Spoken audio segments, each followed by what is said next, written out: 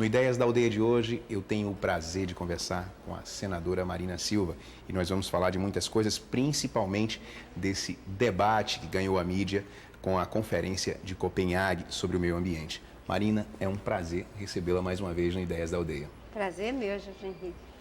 Então, Marina, eu vou começar exatamente por aí, por esse tema que ganhou toda a mídia internacional, que foi a conferência, a chamada COP15, a Conferência de Copenhague, que muitas organizações não governamentais, muitas entidades ligadas ao meio ambiente, classificaram como fracasso. Queria saber sua opinião e por que é tão difícil avançar nas discussões em benefício do planeta, Marina. De fato, se nós considerarmos a magnitude do problema que nós estamos atravessando com a crise do sistema climático, a mudança do sistema climático, as decisões tomadas em Copenhague foram um fiasco. Porque nós precisávamos ter saído de lá com pelo menos uma meta de redução à altura da necessidade de não permitir que ultrapassemos a 1,5 grau de temperatura, porque antes era até 2 graus, agora os cientistas disseram que tem que ser pelo menos 1,5 grau. E para isso era fundamental que os países desenvolvidos se comprometessem com uma meta de redução de 80% até meados do século e os países em desenvolvimento e emergentes também. E o financiamento para se atingir essa meta, porque não basta colocar a meta tem que ser, digamos assim, traduzida em uma série de ações. Mudar a matriz energética, principalmente, mudar o modelo agrícola, porque uma parte das emissões de CO2 é em função do uso da terra, ter uma atitude correta em relação à indústria, também diminuir as emissões pela indústria e buscar cada vez mais um programa de eficientização energética. Os recursos para essa agenda, infelizmente, não ficaram acordados. Ficou um recurso de 30 bilhões de dólares para os países vulneráveis, os países que estão em risco, que são os países pobres, principalmente da África e as ilhas, mas o fundo de longo prazo não ficou acertado. Então, é um fracasso. Agora, você perguntou por que é tão difícil, né, sair com decisões, porque, infelizmente, os países não se prepararam para esse debate. Esse é um debate que ele vem acontecendo à margem dos governos, e os governos acompanhando como se fosse algo que não diz respeito a eles. Não é? As organizações não governamentais, a comunidade científica, alguns setores do empresariado de vanguarda, os formadores de opinião e principalmente a opinião pública internacional têm tocado essa discussão à margem das ações governamentais. E até mesmo o Brasil, infelizmente, não estava preparado. O Brasil, que é uma potência ambiental, eu insisti durante todos os anos em que fiquei no governo de que o Brasil devia assumir esse lugar de liderança, protagonizar, não só internamente, mas internacionalmente, a liderança dessa nova economia que se chama de economia de baixo carbono.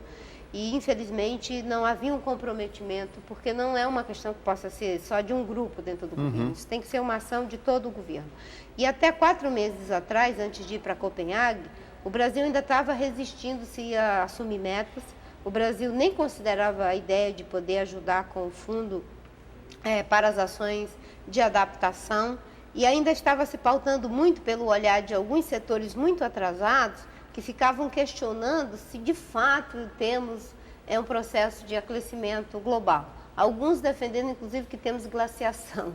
Então, como não teve esse preparo, então a nossa capacidade de interferência em Copenhague ficou bastante subtraída. E o presidente Lula, que fez um discurso forte, uma fala forte, dura, mas ela não tinha uma correspondência. Chegou a pedir juízo, né? Mas a gente devia ter tomado juízo em casa primeiro. Até porque, enquanto se estava pedindo juízo para o planeta, foi feita uma mudança na legislação ambiental brasileira, tirando as competências do IBAMA para fiscalizar desmatamento. E, infelizmente, foi aprovado com o apoio da base do governo. Enquanto o presidente Lula fazia aquele discurso, a base do governo aprovou um projeto de lei que tira as competências do IBAMA para fazer o processo de fiscalização do desmatamento e deixando a mercê dos estados, que tem uma pressão maior. Nem todos os estados têm a compreensão que o Acre tem e a presença do IBAMA como um agente integrador das políticas é fundamental. Então, de forma concreta, como é que você avalia a posição do Brasil apresentada em Copenhague? Inicialmente como positiva, porque graças à pressão da sociedade e acho que a conjuntura política obrigou que o Brasil fosse com metas. Quando um país emergente chegou em Copenhague dizendo que estava assumindo uma meta de redução entre 36% a 38%, ainda que fosse sobre as emissões projetadas e não emissões efetivas, isso repercutiu muito positivamente. Lamentavelmente, eu acho que houve uma politização da participação do Brasil. Uma discussão como aquela não era para ter sido transformada em palanque. O que estava em jogo ali era muito maior do que a disputa de 2010. E eu acho que a ausência de pessoas com a experiência do embaixador Celso Amorim prejudicou também as negociações. Porque aquilo ali é uma discussão muito complexa, as coisas mudam a cada segundo. E se você fica muito preocupado em fazer o discurso para a sua base no país, você perde o discurso que deve ser feito dentro do processo de negociação. E aí o embaixador Figueiredo, que é um negociador experiente, ainda que em alguns momentos tivemos divergência, mas ele é um negociador experiente. O ministro Celso Amorim eram fundamentais de estar dirigindo aquele processo. Não preocupados ali com a fotografia para o Brasil, mas preocupados com o resultado para o mundo.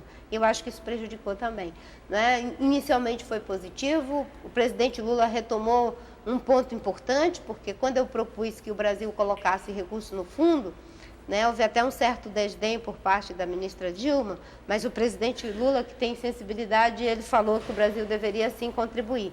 Só que aí vem, digamos assim, a turma do engessamento. E, em vez de ser uma contribuição efetiva com recurso, é uma contribuição praticamente simbólica, porque ele disse que vai colocar 5 bilhões com ações. O que é isso? Nós temos o plano de combate ao desmatamento, nós temos o sistema da Embrapa de monitoramento por satélite. Aí eles dizem, vamos fazer convênio com os países que têm florestas, para passar a nossa experiência, a nossa tecnologia, e isso é como se fosse equivalente a 100 bilhões. Não é dinheiro vivo colocado no fundo, o que eu acho que teria sido feito uma diferença muito relevante se o Brasil tivesse constrangido os países ricos, dizendo, olha, nós somos um país emergente, estamos colocando dinheiro no fundo, e se nós que somos um país em desenvolvimento podemos ajudar, vocês podem ajudar muito mais. Quando eu falei de 1 bilhão, a Europa tinha colocado 10 bilhões. 1 bilhão que o Brasil colocasse representava 10% do que os ricos estavam colocando. Ora, se um país em desenvolvimento pode dar 10% do que eles estão colocando, é porque eles poderiam colocar muito mais. Não é? Era um gesto simbólico, politicamente falando, e na negociação isso tem uma força muito grande para fazer a diferença. Infelizmente não foi compreendido, mas eu acho que os chefes de Estado não foram para lá preparados. Eles não treinaram antes, não tinham como ganhar a partida, chegando lá completamente sem treino.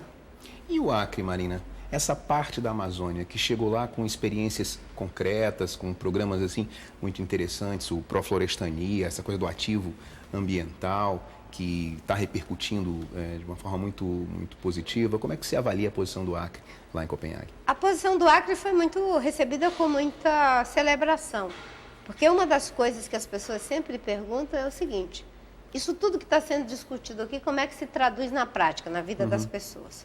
Então, quando se diz, precisamos de dinheiro para poder fazer as ações para evitar a mudança do clima.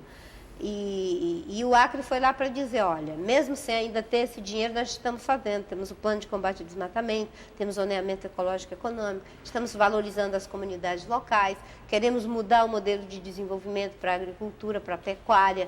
Né? Então, o Acre foi sinalizando com coisas concretas. A participação do governador Binho foi uma participação relevante, no sentido de que a gente não estava ali falando só de teoria, estava já falando de um processo que vem há 20 anos. E foi muito assim, emocionante, porque quando a gente começou esse processo há 20 anos atrás, fazendo os empates, lá ficando em volta de algumas árvores, com certeza, se alguém visse aquilo diante do processo avassalador que estava destruindo a Amazônia, ia mandar a gente parar com aquilo, dizendo que aquilo não fazia nem cosquinha na destruição que estava acontecendo. Mas faz sim a diferença. O gesto simbólico tem um poder de transformação fantástico. E se a gente estava ali podendo se comprometer com metas, é porque a gente tinha um plano de combate ao desmatamento que começou, inclusive, durante a minha gestão, que reduziu o desmatamento, saindo de 27 mil quilômetros quadrados para 7 mil quilômetros quadrados agora. Né? Se a gente não tivesse começado, não teria os resultados agora. E essa posição de pagamento por serviços ambientais, que foi defendida pelo governador Binho, tem uma simbologia de florestania muito grande, né, Marina? tem. E a proposta do Acre, ela assumiu um caráter diferenciado também. Porque essa questão do pagamento por serviços ambientais, o RED, né, que fala, ela não pode ser uma coisa do dinheiro pelo dinheiro. Vender crédito de carbono para conseguir dinheiro para os países em desenvolvimento e possibilitar os países ricos que esses, em lugar de reduzir suas emissões, comprem o crédito de redução dos países em desenvolvimento. Não, tem que fechar a conta, ou seja, o país desenvolvido tem que estar comprometido com uma meta de redução de pelo menos 30% para poder adquirir o crédito. O país em desenvolvimento que vai vender o crédito tem que começar a estar reduzindo a sua perspectiva de emissão futura e o recurso deve ser usado em benefício da floresta, das comunidades e da mudança de modelo de desenvolvimento. Esses são os critérios básicos do pagamento por serviço ambiental. E, obviamente, que no caso do Acre, isso fica mais, digamos, mais fácil, porque a gente já tem o zoneamento ecológico e econômico, a gente já tem todo um planejamento que vem sendo feito, inclusive na escala local, não é? De pensar como é que isso pode beneficiar a comunidade lá, enfim, no município, mais do que no município, lá naquele seringal ou lá naquela comunidade agrícola, naquele projeto de assentamento.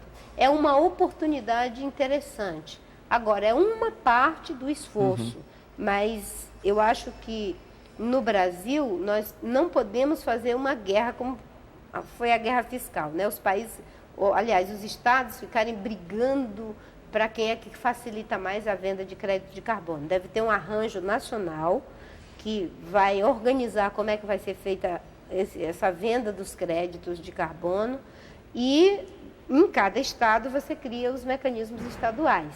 Que eu acho que é por esse caminho que o governador Binho está indo. Marina, nós vamos fazer um intervalo, mas vamos continuar nossa conversa no próximo bloco. O Ideias da Aldeia volta daqui a pouquinho.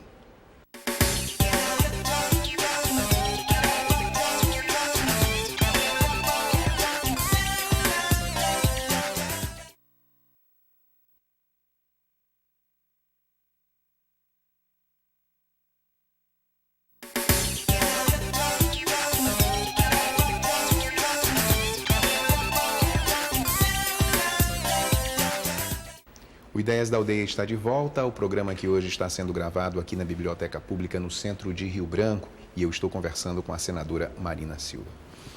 Marina, na última vez que nós conversamos aqui no Ideias da Aldeia, eu lhe perguntei sobre aquele movimento Marina Presidente, que ganhou a internet, vários canais de mídia. O que de concreto tem isso hoje para você avaliar, Marina?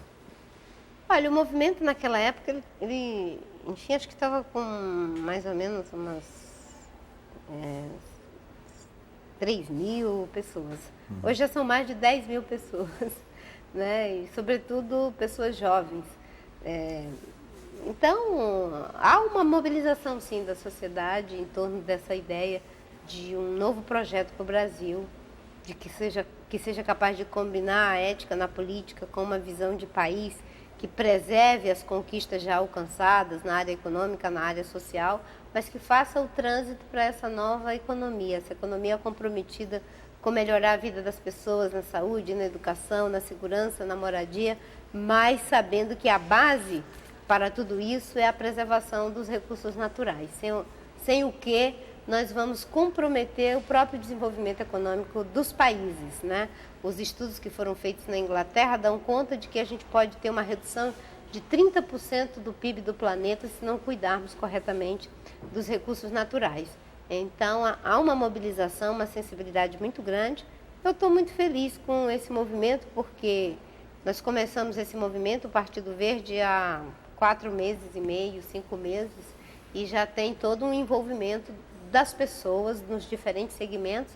Eu acho que tem um potencial de crescimento muito grande, até porque quando a gente faz política com P maiúsculo, não preocupado em desqualificar o oponente de qualquer forma, ser injusto com esse oponente, eu acho que as pessoas começam a compreender que existe uma nova forma de fazer política que precisa começar a acontecer no Brasil. A política está muito desgastada, né? Eu mesma já estava discutindo que não ia para um 3º mandato de senadora. Eu fiquei 16 anos no Senado e os projetos mais importantes que eu queria que fossem aprovados, infelizmente, mesmo estando no governo, eles não foram aprovados. Era o FPE Verde, fundamental para o desenvolvimento da Amazônia, a lei que estabelece o uso sustentável da biodiversidade, e infelizmente também não foi aprovado. Acho que essa política que recusa os projetos só para não dar nome a quem propôs é muito mesquinho, né? Eu acho que a gente precisa de uma política com P maiúsculo, aquilo que é bom para o Brasil, não importa de quem seja, vamos trabalhar para que as coisas aconteçam e possa mudar a cara do país, mudar a vida das pessoas, ajudar para que a gente possa viver melhor, não é? Porque eu acho que é isso que faz sentido na política. O resto é ficar lutando por interesse mesquinho, pessoal, que não leva a lugar nenhum. Bom, a gente falou do movimento, né, que tem um envolvimento de muitas pessoas, inclusive de muitos jovens, como você citou, mas eu queria saber, essa ideia de candidatura, já tem um tempo que você vem maturando isso, claro, como é que está isso na sua cabeça hoje? O PV vai tomar essa decisão de homologar a pré-candidatura, enfim, no primeiro semestre do ano que vem. A decisão de ter candidatura própria já foi tomada, quando o PV me fez o convite, já tinha essa decisão. Independente que eu saísse do PT e fosse para o PV, essa decisão já estava tomada. Obviamente que é um esforço muito grande, porque é uma briga de Davi contra Golias, né? Então a gente não tem a estrutura que a ministra Dilma tem, que o governador Serra tem, mas dentro das nossas possibilidades estamos aí Brasil afora, Brasil adentro. Eu já fui discutindo o programa do PV, né? Já fui, enfim, em Recife, Belém, no Amazonas, aqui no Acre, minha terra, enfim, na Bahia, no Ceará, em São Paulo, no Rio de Janeiro, em vários lugares desse país. E há um acolhimento muito grande, né? E um respeito muito grande também, porque as pessoas sabem que esse é o grande desafio que nós temos, né? Do Brasil ingressar num novo caminho, né? E a comunidade científica, a juventude, o setor avançado do empresariado moderno brasileiro está linkado com essa visão de país. Falar em Partido Verde, você foi para o PV com um discurso também de reestruturação do partido, né? Uma espécie de refundação. Como é que está isso? Você encontrou resistência? Enfim, falar um pouquinho sobre essa situação. É um processo de reestruturação mesmo. O PV tem um partido que tem 24 anos e boa parte dos seus diretórios ainda são provisórios. Isso é inadmissível. Então, nós estamos trabalhando dois movimentos. Um é da revisão programática, para que o partido coloque como eixo estratégico da sua atuação o desenvolvimento sustentável, e o outro é da reestruturação partidária. Com a minha entrada, isso tem ampliado bastante. Por exemplo, eu estive agora em Minas Gerais e no município, enfim, vizinho lá da capital, um município pequeno, que agora me fugiu o nome, Ipatinga. Eles saíram de 300 filiados para 1.500 filiados nos últimos 3 meses. E essas pessoas que estão entrando, elas querem mudança, enfim, de que tenha realmente um processo democrático de escolha dos dirigentes. O mesmo eu pude observar que aconteceu lá em Recife, que teve um crescimento enorme do país, em todos os lugares. E o levantamento que foi colocado agora, me parece que em relação ao crescimento dos partidos, o PV foi o partido que mais cresceu no último período. E eu acho que tem a ver com esse movimento. As pessoas estão entrando no partido com o sentido de que elas querem dar uma contribuição efetiva para a política, além dos movimentos transpartidários e suprapartidários. Eu me reuni em Minas Gerais com um grupo que se considera transpartidário, que tem gente de todos os partidos, mas diz que está apoiando o projeto. E como é que você acha que essa questão ambiental, já tratando especificamente da campanha, vai ser tratada nesse momento, nesse cenário? Olha, ela não estava sendo tratada até 4, 5 meses atrás, né? Era uma luta entre os dois desenvolvimentistas, né? Com a visão tradicional de desenvolvimento.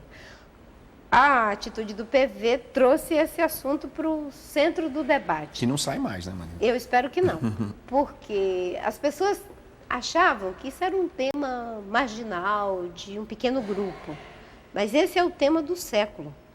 Queiram ou não, essa equação vai ter que ser resolvida pelos empresários, pelos políticos, pelos, enfim, formadores de opinião e principalmente pela sociedade. Nós vamos ter que ter um sério investimento em tecnologia e inovação para poder gerar nova base material que vai fazer essa transformação econômica. Como produzir mais utilizando menos recursos naturais, como fazer para que a gente possa ter um uso eficiente da água, como fazer para que a gente tenha uma diminuição cada vez maior do uso de energia, que a gente possa ter processos de eficientização na produção para evitar todo e qualquer desperdício. Então, não dá mais para pensar que nós vamos defender o velho modelo, né? Acelerar o crescimento no velho padrão.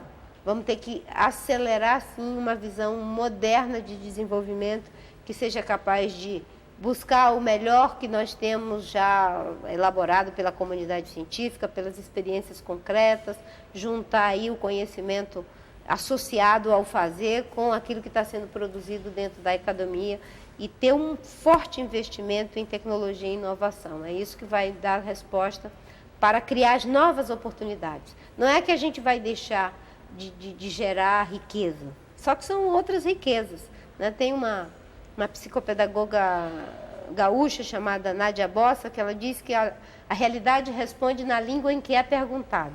Se você perguntar para a realidade na língua antiga, do final do século XIX, do século XX, como é que faz para crescer e desenvolver, a resposta é utilizando energia fóssil, de carvão, de diesel ou de gás.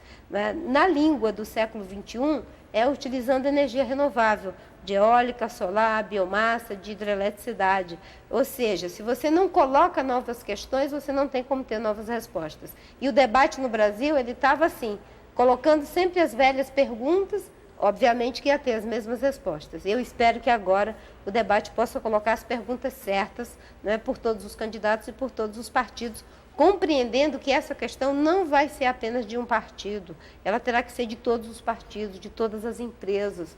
É uma mudança tão avassaladora e tão difícil de ser feita, porque não há um modelo a ser seguido, ele tem que ser construído, que precisa do envolvimento de todos, né? Obviamente que a sociedade sabe fazer a diferença, né, entre discurso e compromisso, entre prática e discurso. Agora, você, diante de um programa tão específico, diferente das propostas como você colocou, num cenário de um possível segundo turno, qual seria a posição do PV? Do PV? De buscar o apoio necessário para ganhar a eleição. Eu estava considerando a ministra Dilma e o governador Serra. As pessoas partem do princípio sempre de que os votos já são os da Dilma ou do Serra, né? Mas os votos, eles são em primeiro lugar para os eleitores, né? E no segundo turno nós vamos buscar o apoio necessário para ganhar as eleições.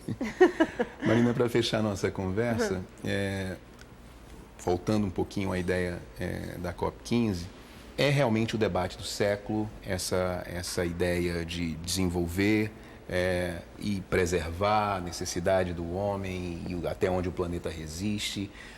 E tem visões extremamente fatalistas, que não dá mais tempo, que não pode mais, que governo mais nenhum vai conseguir reverter isso. Queria saber qual é a sua avaliação diante dos elementos que nós temos, das ferramentas que nós temos, para efetivamente tomar uma posição concreta em relação a isso. As pessoas me perguntavam muito isso lá na COP, sabe, Jorge Henrique? Elas perguntavam, senadora, a senhora está otimista ou pessimista? Eu dizia, nem pessimista nem otimista, eu estou persistente. Nos últimos 30 anos a gente tem persistido que é fundamental fazer a mudança. E, obviamente, que o ser humano é fantástico quando ele se coloca na perspectiva de uma transformação. Agora, existem os levantamentos científicos que dizem que se nós fizermos 100% do dever de casa, olha que situação difícil que nós estamos. Nós temos 50% de chance de reverter o problema. Existe 50% de chance de que a gente não consiga mais reverter o problema. Mas se existir só 1%, nós tínhamos que tentar. O problema é que as lideranças, elas estão tratando essa questão como se fosse responsabilidade de alguém e não sua própria. Os líderes foram para Copenhague, cada um com um discurso dentro da lapela, como se ele fosse o convidado especial que ia dar o melhor discurso, ia faturar e voltar a correr para a sua galera no seu país. Só que lá eles descobriram que eles não eram os convidados, eles eram os anfitriões e eles tinham que ter resposta para o problema. A sociedade é que era convidada ali.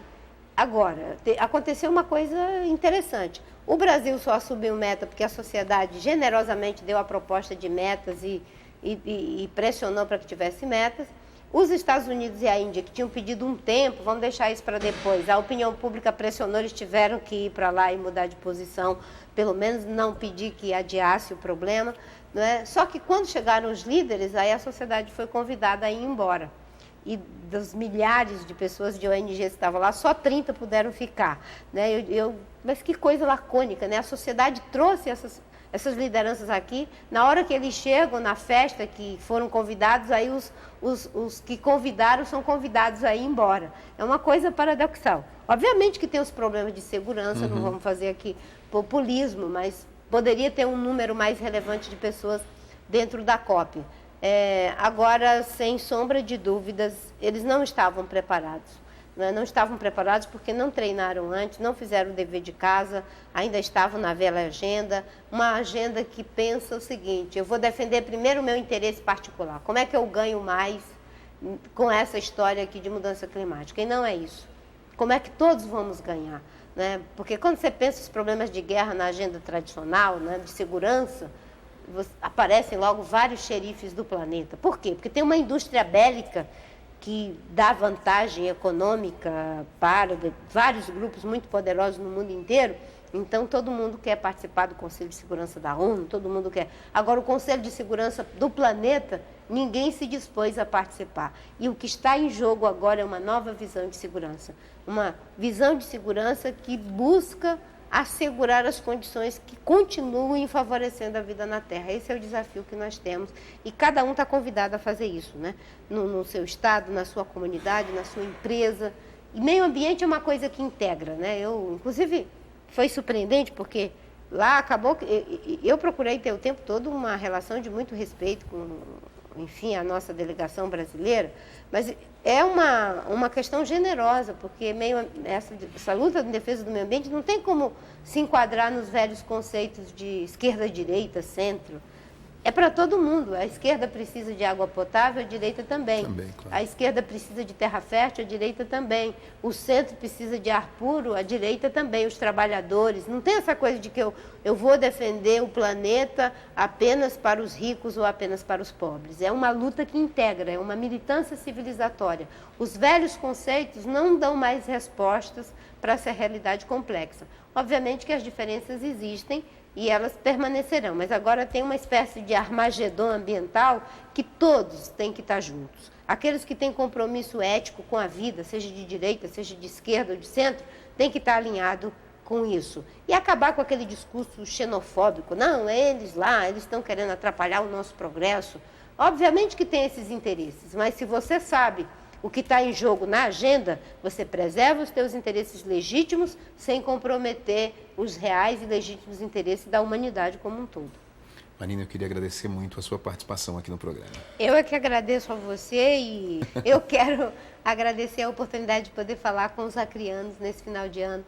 Pedir a Deus que abençoe a todos nós, que nos faça cada vez mais estar alinhado com um projeto generoso, que veja em primeiro lugar aquilo que há de melhor nas pessoas. Porque a gente está cada vez mais querendo ver o defeito dos seres humanos. Eu acho que a gente está vivendo uma crise tão dramática que a gente tem que colocar o olho no que há de melhor para fazer aeróbica na musculatura do bem, para ver se assim a gente enfraquece a musculatura do mal. Sem dúvida. Obrigado mais uma vez, senadora. Obrigada, Jorge. O programa de hoje fica por aqui. Obrigado e até a próxima.